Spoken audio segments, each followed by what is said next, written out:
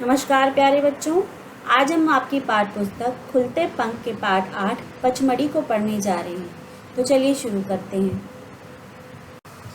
बच्चों, यह पाठ मध्य प्रदेश के पर्यटक स्थल पचमढ़ी से प्रेरित है, जहां एक लड़की जिसका नाम अपर्णा है वह घूमने जाती है।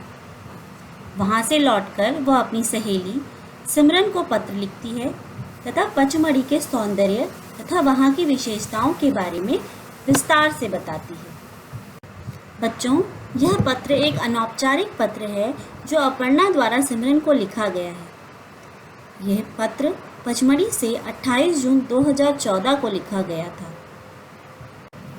तो बच्चों, पाठ कुछ इस तरह से है। पचमढ़ी, 28 जून 2014। प्रिय सिमरन, नमस्ते। हम सोमवार को पचमढ़ी पहुंच गए थे।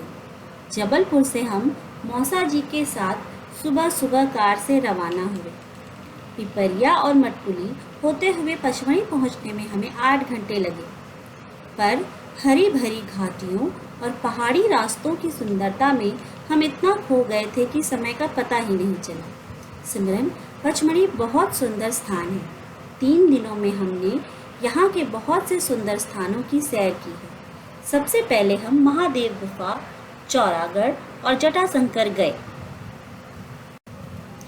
चारों ओर हरी भरी ऊंची ऊंची पहाड़ियाँ और घने पेड़ देखकर मन खुश हो गया। महादेव गुफा, जैसा कि नाम से ही पता चलता है, शंकर जी का स्थान है। कुछ दूर पहले से ही घंटियों की आवाज़ सुनाई देने लगी थी। इस गुफा की लंबाई 300 फुट है। गुफा के बीच में पानी का एक कुंड है, जिसके पास शंकर जी की सुंदर मूर्ति स्थापित है। गुफा में हल्का हल्का प्रकाश आ रहा था। वह दृश्य बड़ा ही भव्य और आकर्षक लग रहा था। चौरागढ़ में पहाड़ी की चोटी पर एक लंबा चौड़ा मैदान है, जहां मंदिर बना हुआ है। सैकड़ों सीढ़ियां चढ़कर हम वहां पहुंचे। मेरी और वाणी की तो सांस फूलने लगी थी। यह स्थान समुद्र तल से 4320 फुट की ऊंचाई पर है। चोटी पर से दूर दूर तक का दृश्य बहुत ही मनोरम लग रहा था।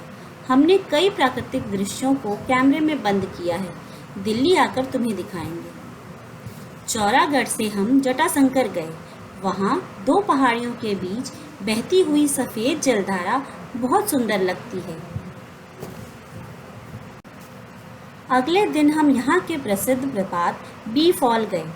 बी फॉल में 150 फीट की ऊंचाई से निर्मल जल की गिरती धारा चांदी की तरह चमकती है। इसीलिए शायद इसे रजत प्रपात भी कहते हैं। नीचे पहुंचने के लिए हमें 4 किलोमीटर उतरना पड़ा। उतर तो गए, पर लौटते समय 4 किलोमीटर की चढ़ाई में हमारी हिम्मत जवाब दे गई। कुछ खा पी कर और दम लेकर हम राजेंद्रगिरी गए। राजेंद्रगिरी एक ऊंची पहाड़ी है, जिस पर दूर दूर तक सुंदर जंगल फैले हैं। मौसा जी ने बताया कि हमारे देश के प्रथम राष्ट्रपति डॉक्टर राजेंद्र प्रसाद के नाम पर ही इस पहाड़ी का नाम राजेंद्रगिरी पड़ा है। यहाँ देनवा नदी बहती है। देनवा नदी के कुछ दूरी पर ही सुंदरवन फैला है। हम सुंदरवन के अंदर तो नहीं गए, पर मौसा जी ने बताया कि इस वन में कई तरह के जंगली जानवर रहते हैं। पचमढ़ी के सबसे ऊंचे पहाड़ धूपगढ़ पर बादलों को हाथ बढ़ाकर छू लेने का अनुभव तो यादगार बन गया है। धूपगढ़ सतपुड़ा पर्वत श्रेणी की सबसे ऊंची चोटी है। यह समुद्र तल से लगभग 4430 फीट की ऊंचाई पर है। यहाँ बादल हमारे सिर को छूते हुए निकल रहे थे। मुझे तो रोमांच हो आया। बादलों के हल्के धुएं में खड़े होने के एहसास से ही हम खुशी से पागल हो गए। काश सिमरन, तुम भी हमारे साथ होती। अभी तो कई स्थान जैसे पांडव गुफाएं, डेचिस फॉल आदि देखना बाकी है। पत्र काफ़ी लंबा हो गया है, बाकी मिलने पर बताऊंगी। चाचा और चाची जी को मेरा प्रणाम कहना। तुम्हारी सखी अपर्णा। आइए बच्चों, अब इस पाठ में आए कठिन शब्दों को देख लेते हैं। पचमढ़ी, महादेव, जटाशंकर, चौरागढ़, पहाड़ियाँ, कुंड, दृश्य, भव्य, आकर्षक, समुद्र, मनोरम, प्राकृतिक, निर्मल, रजत, राष्ट्रपति, सुंदरवन, सतपुड़ा, धूपगढ़ और रोमांच। पाठ में आए कठिन शब्दों के शब्दार्थ। कुंड, कुंड का अर्थ होता है जलाशय। भव्य, सुंदर, आकर्षक, अपनी ओर खींचने वाला। मनोरम का अर्थ होता है सुंदर। निर्मल यानी स्वच्छ। रजत, चांदी को कहते हैं। रोमांच, पुलक या खुशी से रोंगटे खड़े होना। आइए बच्चों, अब इस पाठ से संबंधित कुछ अभ्यास कार्य कर लेते हैं। बच्चों, पहला प्रश्न है, सही उत्तर के सामने टिक का निशान लगाओ। क, पचमढ़ी में कौन सी नदी बहती है? बेतवा, देनवा या नर्मदा? तो पचमढ़ी में देनवा नदी बहती है। ख, धूपगढ़ किस पर्वत श्रेणी की ऊंची चोटी है? धूपगढ़ सतपुड़ा पर्वत श्रेणी की ऊंची चोटी है। ग, बी-फाल को क्या कहते हैं? बी-फाल का दूसरा नाम रजत प्रपात है। आइए बच्चों, अब कुछ प्रश्नों के उत्तर कर लेते हैं। पहला प्रश्न है, महादेव गुफा की क्या विशेषता है? महादेव गुफा की लंबाई 300 फुट है। गुफा के बीच में पानी का एक कुंड है जिसके पास शंकर जी की सुंदर मूर्ति स्थापित है। गुफा में हल्का प्रकाश था। इस गुफा के चारों ओर हरी भरी ऊंची पहाड़ियां और घने पेड़ों ने इस गुफा का आकर्षण कई गुना बढ़ा दिया था। दूसरा प्रश्न है, धूपगढ़ के अपर्णा के अनुभव को अपने शब्दों में लिखो। उत्तर है, पचमढ़ी के सबसे ऊंचे पहाड़ धूपगढ़ पर बादल बहुत ही पास थे। यहाँ बादल हमारे सिर को छूते हुए निकल रहे थे। बादलों के हल्के धुएं में खड़े होने के अनुभव से तो मन बहुत खुश हो गया था। तीसरा प्रश्न है, अपना कोई अनुभव लिखो जब तुम्हें रोमांच हो आया हो। बच्चों, यहाँ आपको अपना अनुभव लिखना है, परंतु आपके उदाहरण के लिए मैंने एक अपना अनुभव लिख दिया है। गर्मियों की छुट्टियों में नैनीताल घूमने का अवसर मिला। यह अनुभव अभी भी मुझे रोमांच से भर देता है। नैना झील में चारों ओर हरे भरे पहाड़ों के बीच बोट पर बैठना अभी भी उस वक्त की स्मृति मेरे मन को पुलकित करती है।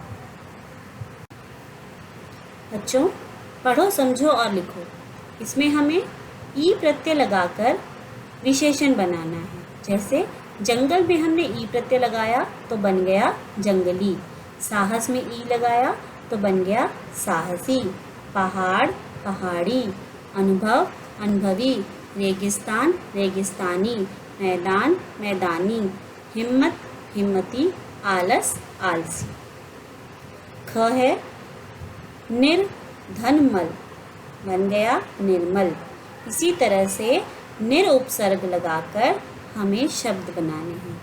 जैसे निर प्लस जी, निर्जीव। निर प्लस दोष बन गया निर्दोष।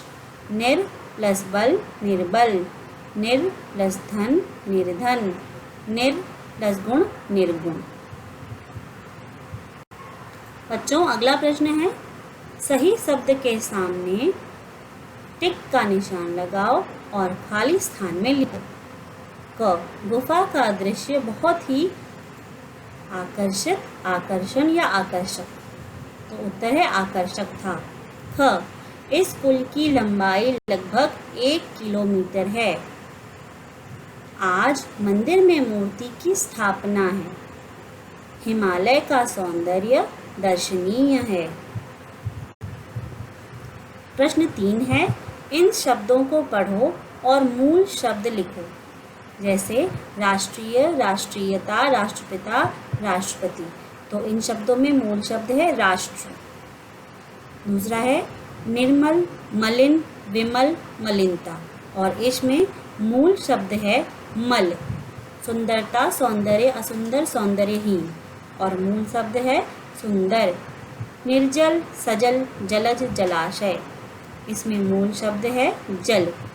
नामक, अनाम, बेनाम, बदनाम। मूल शब्द है नाम। प्रश्न 4 है, बहुवचन लिखो। घंटी, घंटियाँ। मूर्ति, मूर्तियाँ। सीढ़ी, सीढ़ियाँ। गुफा, गुफाएं। धारा, धाराएं। घटा, घटाएं। तो प्यारे बच्चों, इस तरह से यह पाठ समाप्त होता है। इस पाठ से संबंधित यदि कोई प्रश्न आप पूछना चाहते हैं तो नीचे कमेंट बॉक्स में कमेंट करके पूछ सकते हैं। धन्यवाद।